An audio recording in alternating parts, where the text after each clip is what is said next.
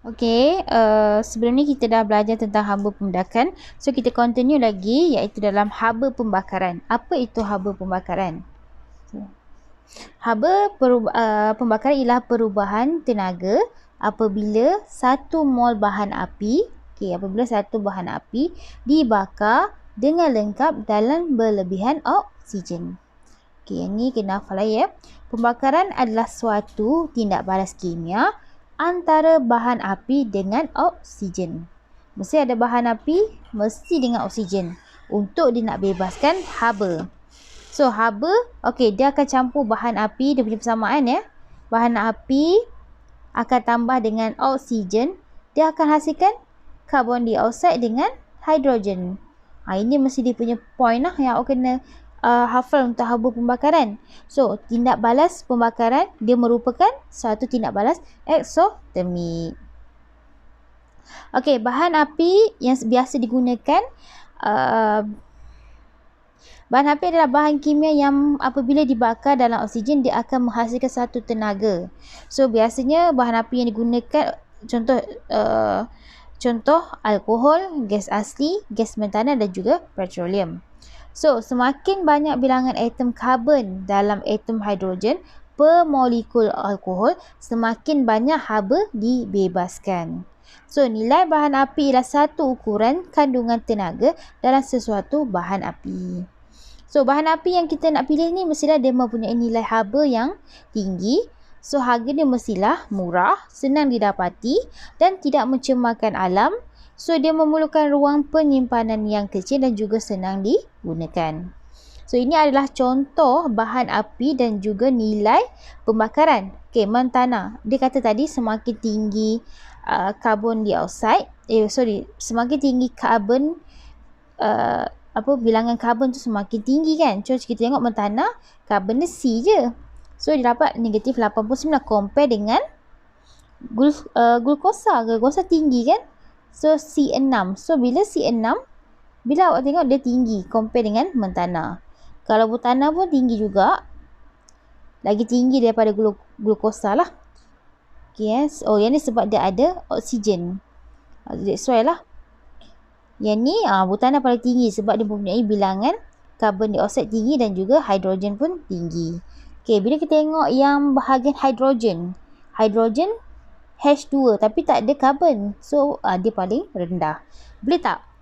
Awak boleh relate tak dengan tadi? Dia kata semakin tinggi bilangan karbon dalam bahan kimia, semakin tinggi nilai tenaga haba pembakaran. So, kita pergi kepada latihan. So, latihan ini adalah soalan percubaan. Soalan SPM selalu keluar bentuk dia sama je lah. So, rajah di bawah menunjukkan satu susunan radius yang digunakan untuk kita nak tentukan haba pembakaran bagi etanol. Etanol bahan api. Tentukan jisim etanol yang terbakar. Kedua, tentukan peningkatan suhu dalam eksperimen. So, bila awak kata jisim, awak kena ambil jisim selepas pembakaran, tolak dengan haba pembakaran. So, awak kena tolak sini lah. Awak dapat berapa kalau awak tolak? So, awak dapat 0.436 gram. So, awak kena tolak ya. Jisim per liter selepas pembakaran 139.384 tolak dengan 19.820. So, akan dapat 0.436 gram. So, dari segi soalan nombor 2, tentukan peningkatan suhu. So, suhu akhir. Jadi, suhu akhir tolak dengan suhu awal. So, awak akan dapat 58 tolak dengan 27. Awak akan dapat 31 darjah Celsius. Ingat dah, ini dikenali sebagai theta lah. Cikgu buat kat sini theta. Tuliskan persamaan kimia untuk pembakaran etanol. So, maybe awak tak ingat kan. So, kita dah pernah belajar pada sebatian karbon. Etanol punya formula kimia dia adalah C2H5OH. Ini etanol punya bahan api ya. So, etanol akan tambah dengan, ingat kena tambah dengan oksigen. Ini pembakaran mesti tambah dengan oksigen. Akan menghasilkan apa? Air dengan karbon dioksida. Pembakaran kan? So, mesti ada karbon dioksida. So, karbon dioksida 2. So, seimbangkan dululah. So, ni 3. Kat sini 2. Kat sini pun 3. Clear tak sini?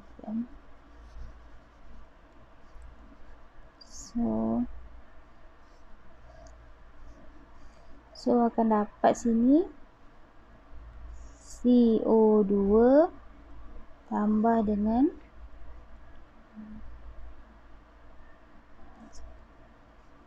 ni dah persamaan seimbang dia. So, nyatakan bilangan mol. Bilangan mol. Kita belajar dulu GSIM. Ni kita kata 3 GSIM bahagi dengan JAR. JAR untuk etanol apa? Ini etanol punya So, C. Kalau tak ingat, awak boleh refer balik lah. C. Berapa? C karbon berapa nilai dia? 12. Kalau hidrogen 1, oksigen dia 16. So, awak cari kat sini GSIM. Tadi GSIM kita dah cari tadi. 0.436 bahagi dengan JAR. Berapa tadi JAR? C ikut bersama dengan C. C 12 darab dengan 2. Tambah dengan hidrogen 1 darab dengan 5. Tambah dengan O 16 tambah dengan 1. So, ni cik padam dulu ni. Sebab tak muat. So, dapat sini berapa? So, 0.436 bahagi dengan 46. So, kita dapat kat sini adalah bilangan mol dia 0.095 mol. Ni mol So, jumlah tenaga yang dibebaskan. So, awak kena guna rumus. Okey. Ni maaf, bawa ke belakang lah. So, rumus guna nak cari jumlah tenaga haba yang dibebaskan. C sama dengan M theta. So, M tadi kita dah dapat 0.436. Muatan haba fix iaitu 4.2. Darab dengan theta tadi. Theta berapa kita dapat tadi? 31. So, kita dapat nilai dia 13,020 lah joule. Ni dah dapat dari soalan 2 iaitu jumlah tenaga. Nyatakan haba pembakaran. So, haba pembakaran punya rumus awak boleh guna theta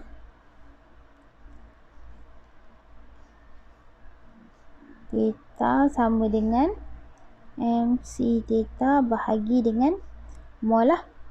So, MC theta kita dah dapat tadi berapa? Kita buat belakang.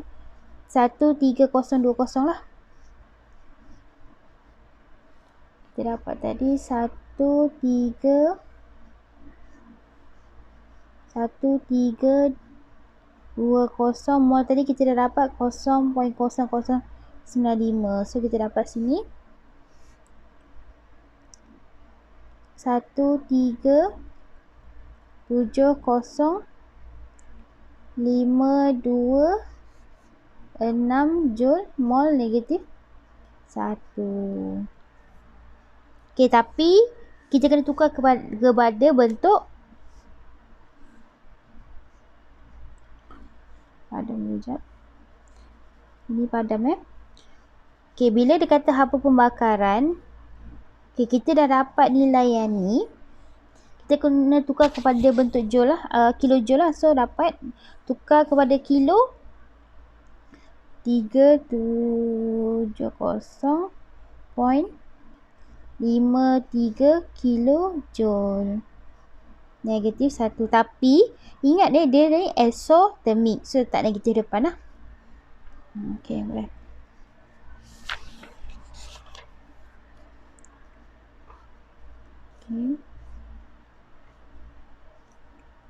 Lukiskan gambar aras tenaga bagi pembakaran etanol tadi tu. So, awak guna dia exothermic. Bila exothermic dia menurun. So, buat macam ni.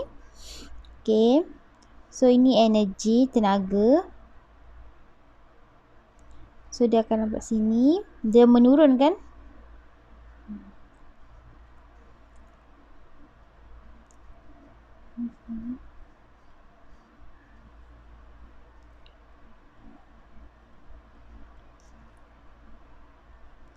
Okay, so tulis balik persamaan dia C2 H5OH tambah dengan 3. Dia persamaan tadi awak boleh tulis ni menggunakan persamaan tadi awak tulis tadi lah. So yang ni dia punya perubahan tenaga negatif 370.53 kilojoule mol. Negatif 1. So yang bawah ni tulis hasil tindak balas tadi 2C0 2 tambah dengan 3H2O.